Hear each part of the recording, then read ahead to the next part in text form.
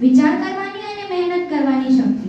જો બધું જ ભાગ્યથી થતું હોત તો મહેનત, સંઘર્ષ અને આત્મવિશ્વાસની જરૂર જ પડતી નથી. ભાગ્ય એ તો બહાનું છે, સફળતા મહેનતનું નામ છે. જે આજે સંઘર્ષથી ડરે તેનો આવતીકાલ અજાણ છે. મિત્રો વિચાર કરો, એક જ વર્ગમાં ભણતા બે વિદ્યાર્થી, એક નિયમિત મહેનત કરે અને બીજો કહે કાલે વાંચી લઈશ, તો પરિણામ શું આવે છે? એક સફળ થાય છે અને બીજો ભાગ્યને દોષ આપે છે. અહીં ભાગ્ય બદલાયું? ના, અહીં બદલાયો પ્રયત્ન. ચાલો હું એક વાસ્તવિક ઉદાહરણ આપું. ડોક્ટર એપીજે અબ્દુલ કલામ સામાન્ય પરિવારમાંથી, પરિસ્થિતિ કઠિન. જો તેઓ કહેતા હું ગરીબ છું, મારું નસીબ ખરાબ છે, તો શું તેઓ દેશના રાષ્ટ્રપતિ બની શકતા? ના મિત્રો, તેમણે સાબિત કર્યું કે પરિસ્થિતિ ગમે તેટલી કઠિન હોય, જો સપના મજબૂત હોય તો માનવી પોતે જ પોતાનો ભાગ્ય વિધાતા બને છે. જીવનમાં મુશ્કેલીઓ આવવી એ સામાન્ય વાત છે, પણ તે મુશ્કેલીઓની સામે હાર માનવી તે આપણા હાથમાં છે.